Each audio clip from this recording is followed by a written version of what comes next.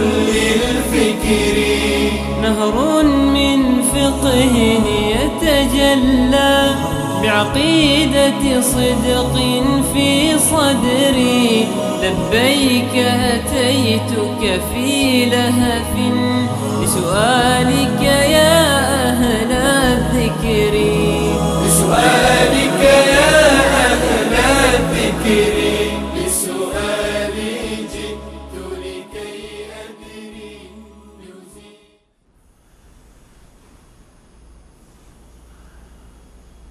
بسم الله الرحمن الرحيم. الحمد لله رب العالمين والصلاة والسلام على أشرف الأنبياء والمرسلين سيدنا ونبينا ومولانا محمد وعلى آله و اصحابه اجمعین. با یاد به نام الله متعال برنامه امروز را آغاز می کنیم. عرض سلام و خسته نباشید داریم خدمت یکایک شما بینندگان عزیز. امیدوارم که همیشه در پناه الله متعال شاد و خوش و خرم باشین و روزه و عبادت شما مورد درگاه الله متعال مورد قبول واقع شده باشد. در خدمت شما هستیم با برنامه پرسش و پاسخ که در خدمت کارشناس محترم برنامه جناب دکتر احسان الله مبارز هستیم. خدمت ایشان نیز عرض سلام و خسته نباشید داریم. و علیکم السلام و رحمت الله و برکاته. خدمت شما و بینندگان عزیز سلام عرض می دارم و از الله تبارک و تعالی طلب کنم که عبادت های پرکم و کاستی ما و شما و جمله اهل اسلام را به درگاه خویش قبول کند و به ما و جمله اهل اسلام توفیق عنایت کند تا فهم درستی از اسلام داشته باشیم و عمل درست مطابق ارشادات و تعلیمات سلیم قرآن و سنت داشته باشیم. جزاکم الله خیر. از سوالای SMS بینندگان برنامه را آغاز میکنیم و بیننده پرسیدن که در شمارش تسبیحات با انگشتان دست دچار مشکل و اشتباه میشوند. گفتن آیا میتوانند از دانه های تسبیح برای شمارش تسبیحات ذکر استفاده بکنن؟ الحمدلله و الصلاة و السلام علی رسول الله و علی آله و صحبه و من اتبع هداهم الی یوم الدین و بعد. در مجموع آنچه که مسنون هست در شمارش تسبیحات همین شمارش با انگشتان هست با حساب معروفه که در اون زمان رواج بود و از رسول الله صلی الله علیه و آله و سلم و دیگران به اثبات رسیده. اما شکل محدد در این مقید ساخته نشده که حتما تنها با همین روش میتونه که ذکر بگوید و بدون این راه دیگری نیست. تنها آنچه که در تسبیح های معروف ملاحظه گرفته شده رایج بودن از اونها نزد بودایی ها و نزد خرافیون که اونها به دور خود از بودایی ها و امثال از آنها گرفتن. این یکی هست. دوم جایگزین ساختن از اونها در بدل تسبیح به انگشتان که مسنون هست. و سومین چیزی که در اینجا ملاحظه که در این بود نوع تقدیس بخشی به همین تسبیح که گویا رمز مسنون بوده باشد در حالی که این چیزی که در اصل شریعت ثبوت از خود نداره و جایگاه خاصی در شریعت نداره. اما کسی که با انگشتان خود نمیتواند شمار کند میتواند که با از وسایل دیگر استفاده کنه و در بعض آثار که یعنی قابل استناد جزوی هستند از بعض صحابه و تابعین میشه که مورد استدلال بوده باشه اگرچه اونها دلیل قطعی مسئله شده نمیتوانند اما استناس میشه یعنی میتونه که استفاده کنه از دانه های تسبیح یا هر چیزی دیگره یا اینکه دستگاه شمارش و همساله ها. یعنی انشاءالله الرحمن در او اشکالی وجود نداره. منتها او را یک مسنون و چیزی سنتی نسل داره. بله یک وسیله بیرونی به خاطر کاری شرعی و برای او تقدیس خاص شرعی که داده شده بنا آگاهی برای از او این تقدیس را قائل نشود و کوشش غلو در او به حد خرافیونه که از به دور خود اونها گفتیم از بودایی ها و ادیان هندی قبلی گرفتن با اونها تشبیه برای خود نسازه دیگر انشاءالله رحمان اشکال نداره در حالت ضرورت. درست. جزاکم الله خیر. در اینجا بنده از داغ فرمانم خواهش میکنم که شماره تماس بینندگان عزیز رو زیرنویس بکنن و بازم تکرار میکنم بینندگان سوالاتون رو به صورت مختصر و آماده داشته باشین تا زیاد وقت برنامه گرفته نشه. جناب دکتر بیننده گفتن که اگر بعد از غسل جنابت لکه منی که به لباس آغشته است به دست یا بدن بخورد آیا باز هم باید دوباره غسل گرفت؟ نه خیر، لکه بوده باشد دوباره شسته میشه و بس اگر خشک شده باشد تنها با یعنی با خراش انگشتان یا که توسط هر آن چیزی که او را دور میکنه توسط او یعنی دور ساخته شود پاک کرده شود کفایت میکنه.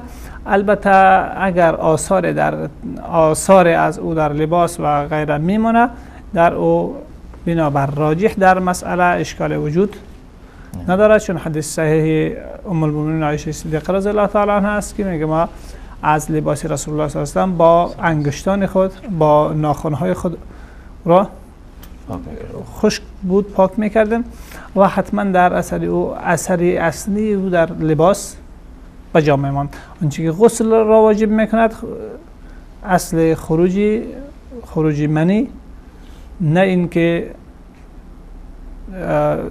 لکه هایی که در لباس و غیره به انسان یا که انسان به انسان اصابت میکنه. درست. جزاکم الله خیر. تماس بینندگان هم وصله و باز تکرار میکنم بینندگان لطف کنید سوالاتون رو به صورت مختصر و آماده داشته باشین. اولین بیننده رو میگیریم. سلام علیکم، برنامه پرسش و پاسخ بفرمایید. السلام علیکم. علیکم السلام و رحمت الله و برکاته. آیشه مجیدی هستم از تهران. در خدمت شما هستیم.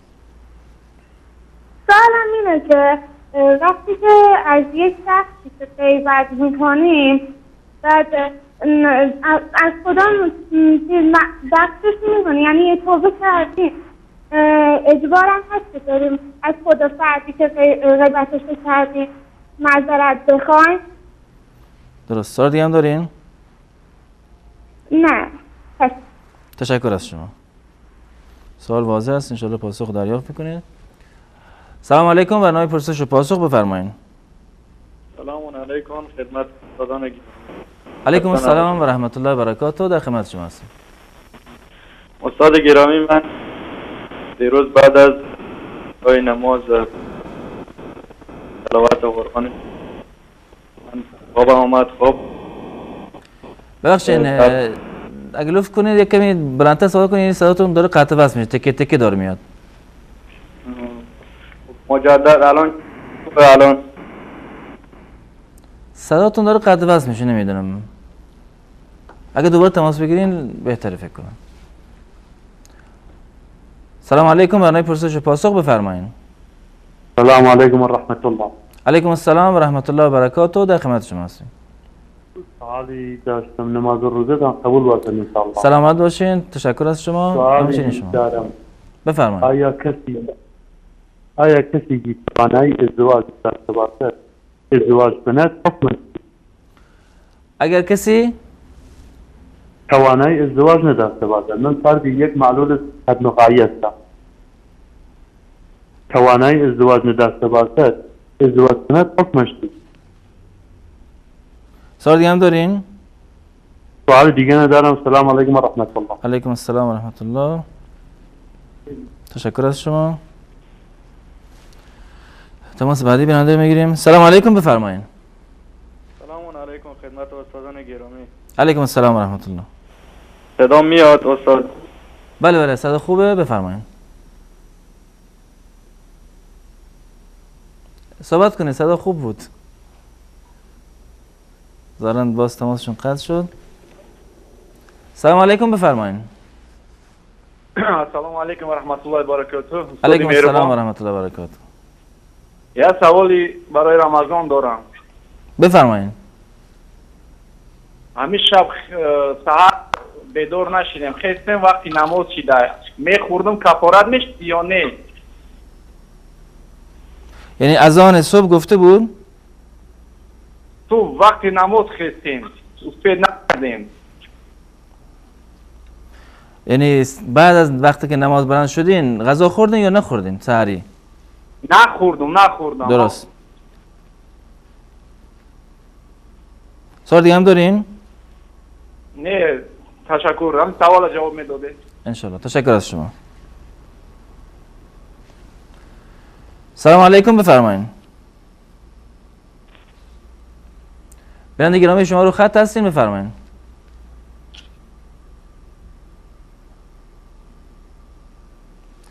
سلام علیکم، برنامه پرسش و پاسخ بفرمایید. الو سلام، خسته نباشید. سلامت باشین. در خدمت شما. من دو سال داشتم خدمتتون. بفرمایید. یکی که قرآن تو اتاق خواب که در اونجا هم به سری صورت میگیره جایزه؟ سوال بعدی؟ یکی دیگه هم این که مگه پیامبران الگوی ما نیستن؟ پیامبران؟ حضرت نوح و بله اونا که الگو و پیشوای ما نیستن؟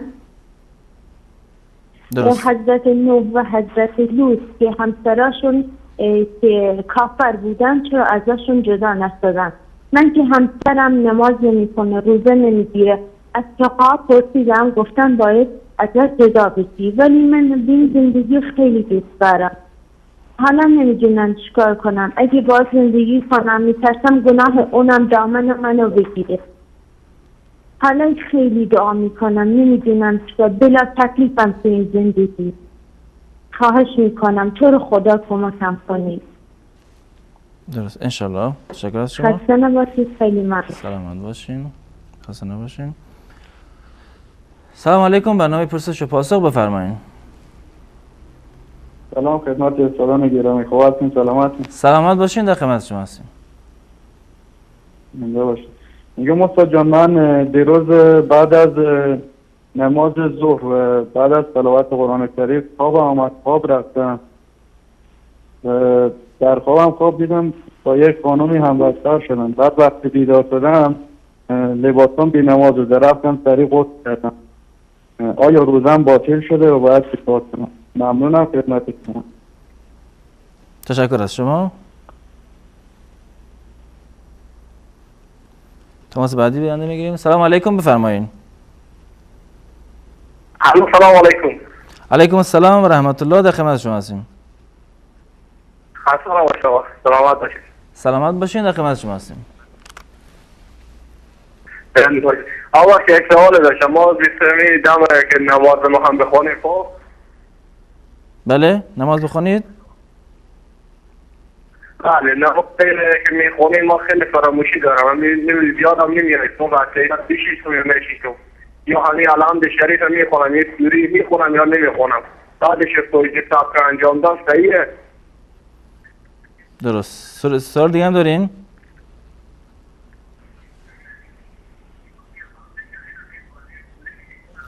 تشکر از شما.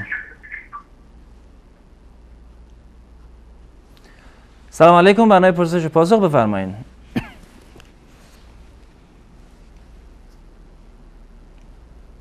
بیننده گرامی تماس شما وصله، لطفاً صحبت کنید. سلام علیکم، برنامه پرسش و پاسخ بفرمایید. بیننده گرامی من از شما خواهش میکنم وقتی که صداتون رو وصل شد متوجه شدین که تماس وصله صحبت کنید، منتظر نباشین صدا از تلویزیون پخش بشه. سلام علیکم، برنامه پرسش و پاسخ بفرمایید. بله بفرمایید گرامی. صحبت کنید، صدا شما وصله. بله سلام علیکم. علیکم السلام و رحمت الله. ما یک سوال داشتم از استاد، میخواستم درباره قرائت. بله؟ درباره قرائت خلف الامام هم در جهریه باید قرائت شود؟ درست، سوالتون رو گرفتیم. سوال دیگه هم دارین؟ قرائت خلف امام. شما از طریق گوشی تلفن صحبتتون رو ادامه بدین، چون صدا منتظر نباشین صداتون از تلویزیون بشنوین. بس تشکر، خداحافظتون. خدا نگهدار شما. سلام علیکم، برنامه پرسش و پاسخ بفرمایید. بفرمایید بیننده گرامی. علیکم السلام و رحمت الله.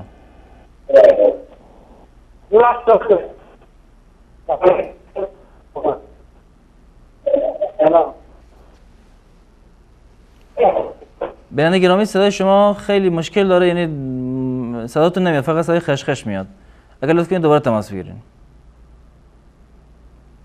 سلام علیکم، بفرمایید.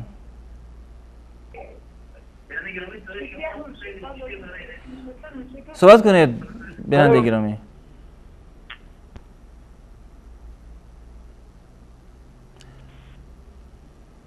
سلام علیکم، برنامه پرسش و پاسخ بفرمایید. سلام علیکم، وقت شما بخیر، خسته نباشید. علیکم السلام و رحمت الله، سلامت باشین. در خدمت شما هستیم. راستی بخاطر اینکه از لحاظ شرعی یه تعدادی از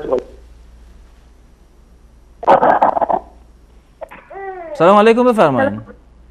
سلام علیکم و رحمت الله و برکاته. علیکم السلام و رحمت الله و برکاته. در خدمت شما هستیم. تشکر، زنده باشین. اسمم فرشته از افغانستان، فعلا به یکی از شهرهای انگلیس زندگی میکنم.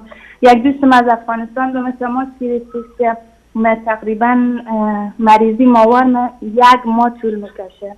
هفته اول کم کمه، بعد همیشه زیاد میشه، تقریبا حدود یک ماه گفت طول میکشه. حالا هم فعلا گفت ماه مبارک که من چیکار کنم؟ گفتم باشه من زنگ میزنم ببینیم چی میگم استاد.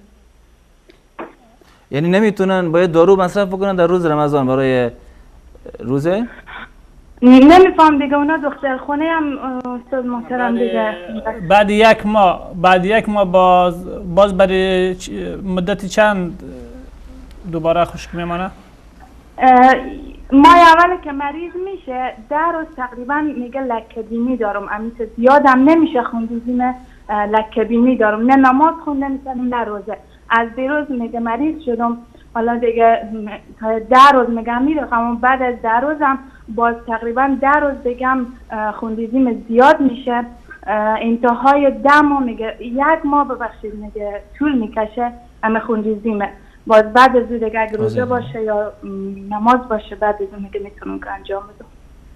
نه بعد 1 ماه باز چی میشه؟ باز ماه دیگه شروع میشه؟ تمیز میشه. نه تمیز میشه دیگه، باز دیگه ما به وقت خوب باز مریض میشه. شاید این مدتی که طول میکشه 1 ماه طول میکشه برای ادش. بله تقریبا استاد محترم 1 سال میشه که دوست من همین مشکل داره و به تم 1 سال هم مکرر از من پرسان میکنه که من چیکار کنم. گفتم باشه من بخیر زنگ. نه دوباره روش یک مشکل در مسئله هست.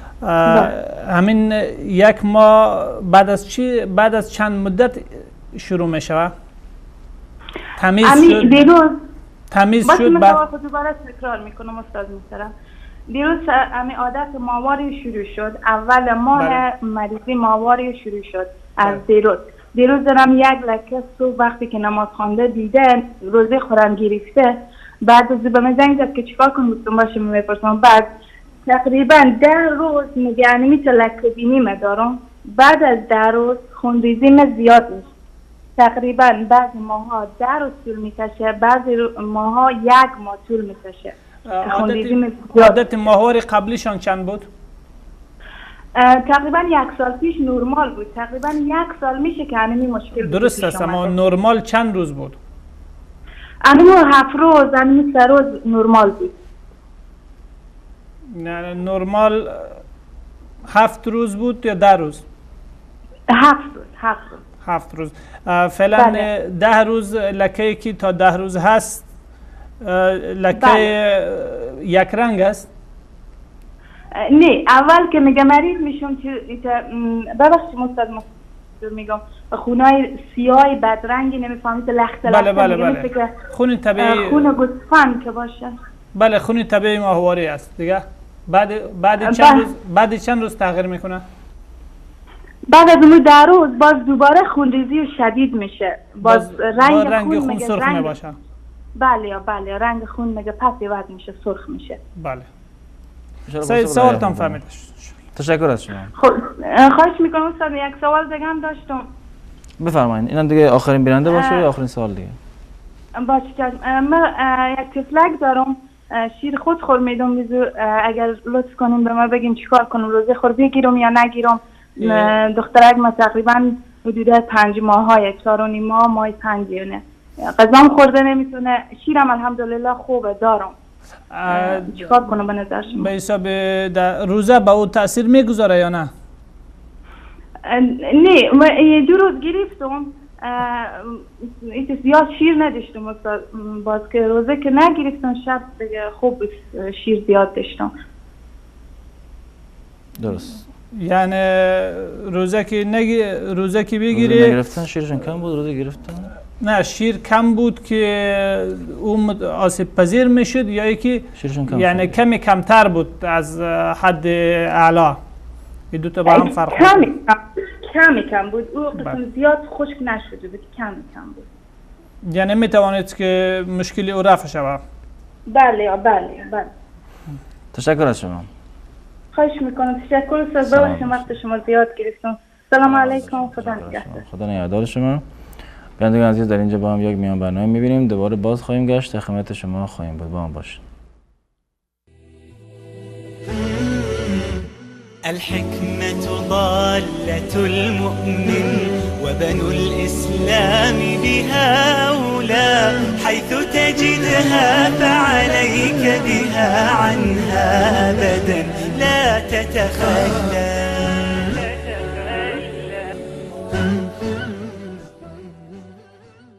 گفته شده 3 چیز خداوند پنهان کرده در 3 چیز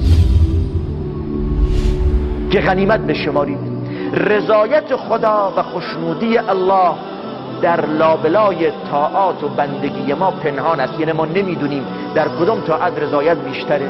ممکنه همون عملی که چیزی به حساب نمیارید، کوچکش میشمارید، چنان درش رضایت خداست که فکرش نمی کنید. پیغمبر فرمودن علیه السلام: لا تحقرن من المعروف شیئا ولو ان تلقى اخاک بوجه طلق. از خوبی ها، از معروف و نیکی چیزی رو کوچک مپندار، حتی اگر شده در حین دیدار و ملاقات بیاد با برادر مسلمونت با چهره خندان و بشاش، ممکنه همین لبخند تو، همین چهره باز و خندان تو چنان سرور و شادی و در دل یه مؤمن بندازه که فکرش نمی کنید. بلخص وقتی تو جایگاهی دارید، مقام دارید، پول دارید، ثروتمندید، اهل منصبید، یه انسان مظلوم، فقیر، بی‌نام و نشان تو جامعه از کنارش میگذرید، اگر بهش سلام بکنید، یه لبخندی بزنید، میدونید با خودش چه میگه؟ میگه حدرم دانست. فکر نمی کنید که این بنده خدا چقدر خوشحال می شود، چقدر لذت می برد از سلام تو، از روی خوش تو. خیلی وقتا ما بدون اینکه خودبین باشیم و از کنار مردم میگذاریم، سرمون رو پایین میندازیم، سلام میکنیم، یه سلام سرد، یه سلام نمی کنیم، اما نمیدونید که این سلام سرد، این سلام علیک نکردن چقدر تأثیر منفی میتونه تو دل این بنده خدا بذاره و این بنده خدا ممکنه مظلومه، ممکنه فقیر، ممکنه مسکینه، پیش خدا قدر و منزلت داره. و نکته دوم خشم و غضب خداست. خشم و غضب خدا در معاصی پنهان است.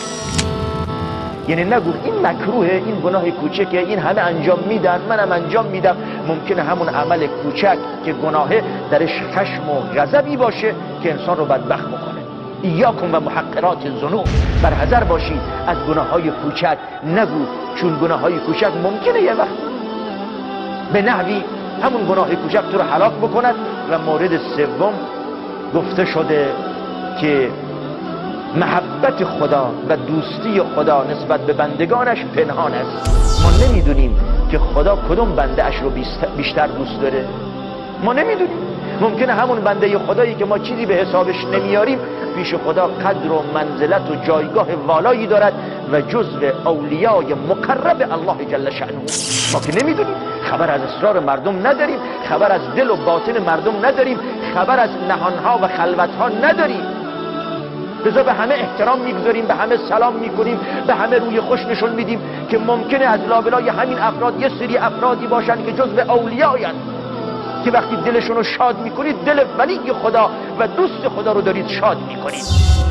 لذا پرهیز بکنید از ناراحت کردن مردم و بندگان خدا، بالاخص به ظاهر نگاه نکنید و به ظاهر قضاوت نکنید، حتی اگر به ظاهر فرد نه تنها از نظر چهره او و لباس او و موقعیت اجتماعی، بلکه از نظر رفتار و اخلاق و دینداریش چیزی به حساب نمیارید، تحقیرش نکن که ممکنه انسان مغرور بشود، بچرکن نماز و عبادت خودش و دیگران رو به حساب نیاره. همون بنده خدا که به ظاهر از نظر عبادی و دینی و ایمانی حسابش نمی کنید، ممکن است چنان تقوای خدا، محبت خدا، خشیت خدا دارد که من و تو نداریم، خبر نداریم از دل مردم.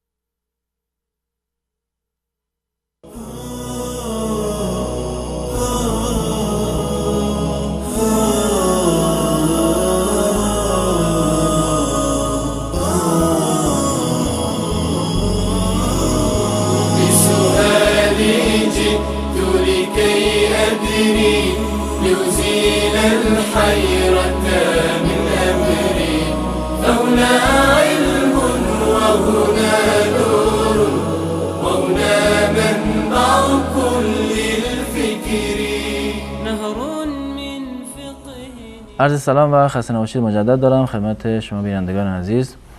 جناب دکتر، خانم عایشه مجیدی پرسیدن اگر کسی غیبتی کرده باشد و الان توبه کرده، آیا همین توبه کافیه گناهش بخشیده بشود یا باید از شخصی که غیبت کرده معذرت خواهی بکنه؟ الحمدلله و الصلاة والسلام علی رسول الله و علی آله و صحبه من اتبع هداهم الی یوم الدین. و بعد این از امور است که توبه در اینها ان شاء الله الرحمن به تنهایی خود کفایت میکند و در صورتی که از اثر غیبت او نتایج منفی و عواقب منفی به شخص مرتب شده باشد، باید به افرادی که نزد از آنها غیبت کرده و این اثر منفی داشته، مخصوصا که در غیبت خود قسمی که فعلا بسیاری ها آنچه را پیامبر اکرم صلی الله علیه و سلم تهمت نامیده، تهمت را غیبت مینامند که یعنی چیزی که واقعیت نداره، از یکی به دیگری حکایت میکنه. اگر خرابی از اثر او به وجود آمده، باید که نزد اون نفر دیگر رفته اصلاح بکنه خرابی خود. این از جمله اساساتش است. اما که رفته نزد کسی که به او غیبت کرده، به او اطلاع بده که ما به تو غیبت کردم، این دیدی معقوله نیست. جزاکم الله خیر. اگر کسی به خاطر معلولیت یا مشکل جسمی توانایی ازدواج نداشته باشد ولی ازدواج بکند، این کار حکمش چیست؟ این به اساس معلولیت و توانایی نداره، وقتی که ازدواج میکنه گفتن قطع نخواه هستن مثلا. بله، یعنی تولد و تناسل نمیشه. میشه ولی حرکت و از حرکت راه رفتن مثلا مشکل داره. بله، در صورتی که جهت مقابل در او قناعت داره و این چیزها مانع پذیرایی او نمیشه و انشالله رحمان اشکالی در این نیست. امید است که یعنی الله تبارک و تعالی لطفی بکنه و فرزند در نتیجه او باشه که در خدمت آنها قرار داشته باشه. البته اگر مریضی شکلی است که در وضعیت اولاد تأثیر میگذاره، یعنی اونها هم با همین مشکلات گرفتار می بوده باشن، در اون صورت باز حکم جداگانه‌ای خود داره و به هر حال یعنی اصل در این چیزا رضایت طرفین هست که طرفی که هست او از قلب خود راضی و به اقدام اقدام خودی داشته باشه بر او. انشاءالله در او اشکال نیست، مگر حالا گفتم حالاتی که در او مرض از جمله امراضی هست که در جنین تأثیر گذار هست و جنین مشوه و خراب به وجود میاره، در او صورت باز حکم جداگانه خدا می داشته باشه. درست. جزاکم الله خیر. بیننده گفتن که شب برای سحری بیدار نشدن و وقت نماز شده بود که بلند شدن، اگر غذا میخوردن آیا باید کفاره بر آنها بود و روزشون چه حکم داشت؟ بله، وقتی که در صورتی که میخوردن در یعنی روزخوار به شمار میرفتن در او روز و کفاره قضای او روزه در عموم مذهب امام شافعی رحمه الله و عموم محدثین نظرشان در او میست که یک روز همان روز را دوباره روزه میگیرن، کفاره ای است و استغفار میکنه در بدل کوتاهیش در او. اما در مذهب امام ابو حنیفه رحمه الله و در مذهب حنفی 60 روز کفاره 60 روز روزه بالای او به خاطر یک روز خورده باشه. بله، اگرچه از لحاظ ادله یعنی قوت خاصی نداره، اگر که دلیل قیاسی هست به حالت جماع و دیگر وقتی دیدن این دلیل یعنی در حد نیست که با او مسائل دیگر قیاس کرده شود، لذا به حکمی او نگرفتن. به هر حال این موضوع یعنی وقتی که کس بیدار میشه برای او خوردن روا نیست، مگر این که در وضعیت او به خرابی میکشد و یعنی نهایت بیتاب میشود در جریان روز، بنابر عذری که در اونجا هست میگه الضرورت تبیح المحظورات، که ضرورت و مجبوریت ممنوعات مباح میسازه. پس در اون صورت وقتی که خطر جانی از او است یا خطر گرفتاری شدید به بیماری هست از در حکم رخصتی کی داخل میشه؟ بیمار و نیازمند. پس در اون صورت میتونه بخوره و یک روز قضا بیاره بدون اینکه گناه داشته باشه. اما بدون اینکه به مشکل شدید گرفتار شود، اگه بخوره گناه به مجرد اینکه سحری بیدار نشدم بخوره، در اون صورت گناهگار میباشه. جزاکم الله خیر. گذاشتن قرآن در اتاق خواب جایی که هم بستری صورت میگیرد آیا جایز است یا نه؟ اشکال ندارد. درست. بیننده گفتن که پیامبران الگوی ما هستند، مثل حضرت نوح، حضرت لوط علیه السلام، در حالی که همسرانشون هم کافر بودن و از آنها جدا نشدن. حالا سوالشون این بود، گفتن که شوهرشون بی‌نماز است و خیلی ها میگویند که از او باید جدا شوی. آیا باید جدا شون یا راه حل دیگه هم داره؟ بله، در قرآن کریم در سوره مائده الله تبارک تعالی گفته است که ما قرآن کریم با تو نازل کردیم مصدقا لما بین یدیه من الکتاب و مهیمنا علیهم، تصدیقگر کتاب هایی که قبل از او بوده و مسلط و حاکم بر آنها. یعنی هر احکام قرآن کریم ناسخی همه احکام کتاب های آسمانی گذشته و شریعت های آسمانی قبل از شریعت محمد صلی الله علیه و آله و سلم می باشد.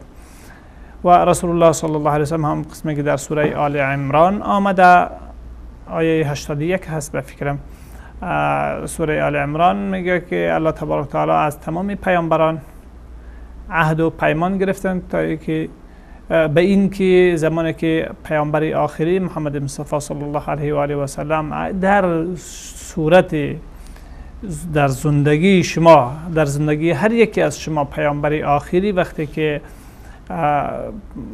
مبعوث می شود، شما حتما لتؤمنون به و لتنصرونه، حتما به او ایمان میاره و او را مدد میکنه. پس اتباع رسول الله صلی الله علیه و سلم هم میفرمایند که قسم به ذاتی که جان ما به دست اوست، اگر موسی علیه السلام زنده شده بیاید ما وسعه الا اتباع، برای او گنجایشی نیست جز اینکه از من از پیامبر محمد مصطفی صلی الله علیه و سلم پیروی کند. ما هم در شریعت پیامبر اکرم صلی الله علیه و آله و سلم با بررسی نصوص قرآن کریم میبینیم که تا به زمان صلح حدیبیه، تا به سال صلح حدیبیه، ازدواج میان مسلمان و زن مسلمان و مرد کافر و مرد مسلمان و زنی کافر جواز داشت. یعنی تا به او وقت ممنوع نبود و در شریعت های قبلی هم ممنوع نشده بود. بعد از او با نزول آیه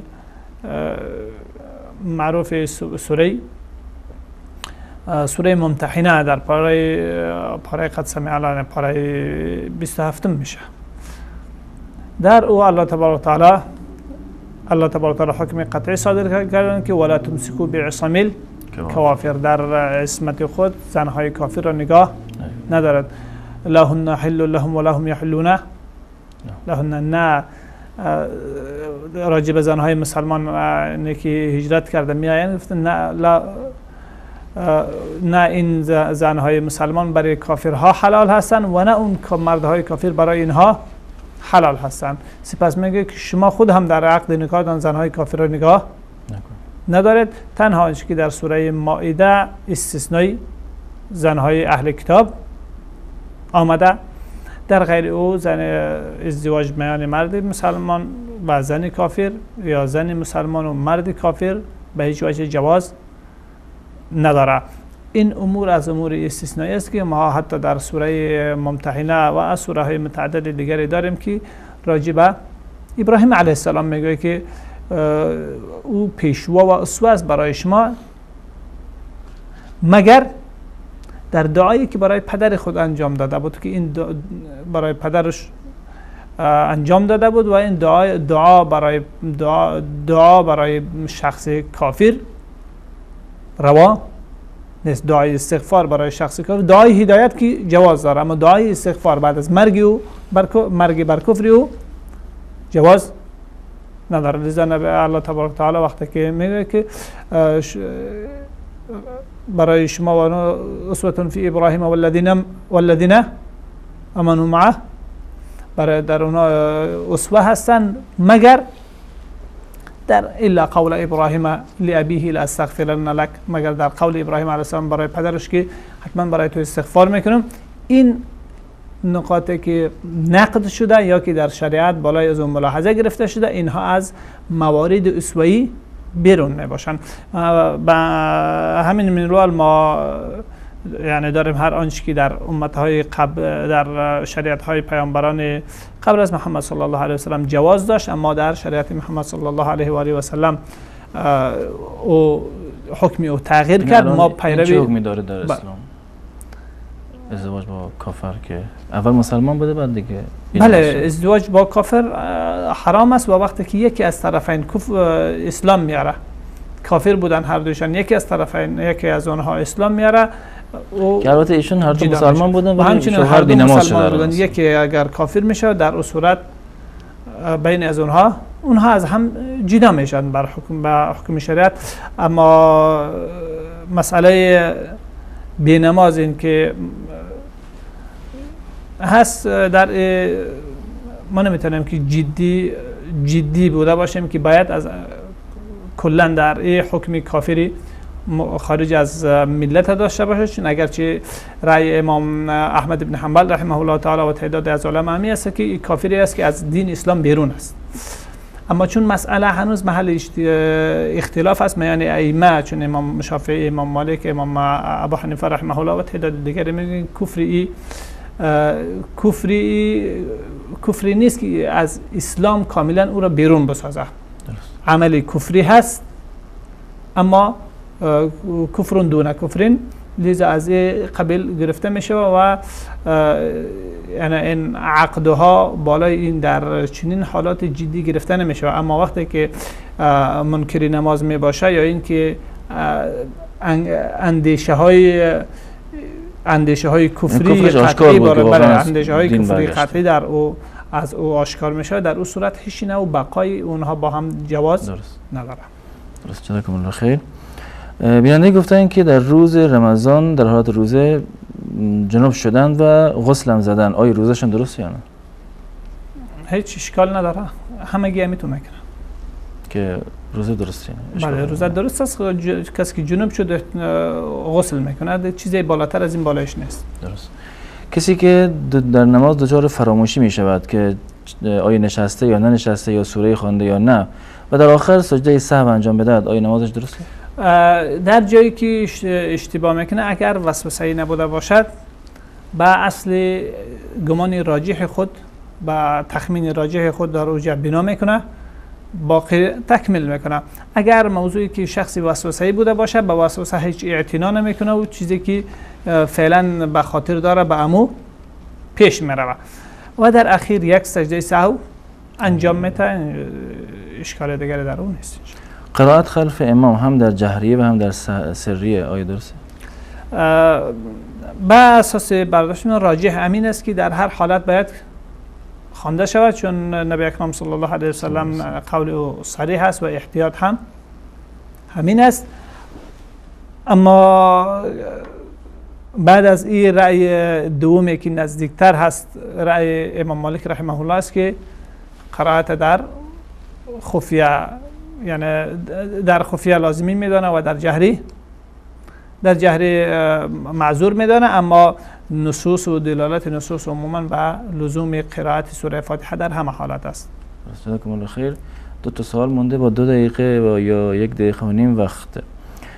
بینندگی گفتن که خانمی دچار عادت ماهیانه میشن که 1 ماه طول میکشد و در حالتهای مختلف لکه، آیا روزه بگیرن یا نه؟ بله، این خواهر عزیز ما ظاهرا عادت ماهواریشان اولا تغییر کرده از 7 روز به 10 روز، چون قسمی که یادآور شدن لکه‌ای که در 10 روز اول میبینن لکه سیاهگونه هست تا به 10 روز همین ادامه داره، بعد از او تغییر میکنه که بعد از روز 10 که تغییر میکنه به خون سرخ تبدیل میشه و این مدت باقی استحاضه به شمار میرونه، خون رگ به شمار میرونه، خون حیض.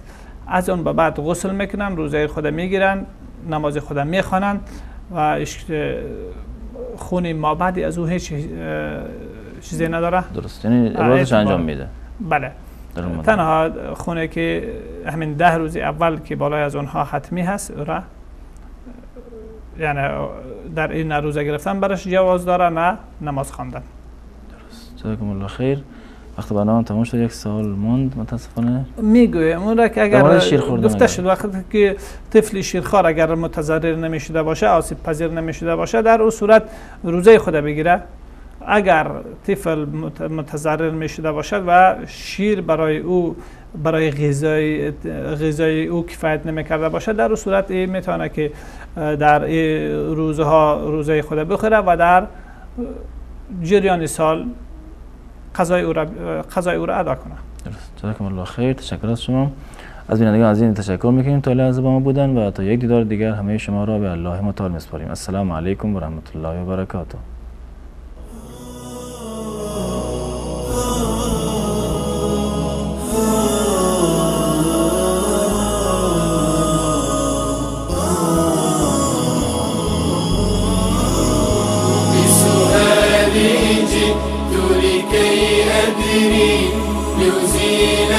الحيرة من أمري، فهنا علم وهنا نور وهنا منبع كل الفكر.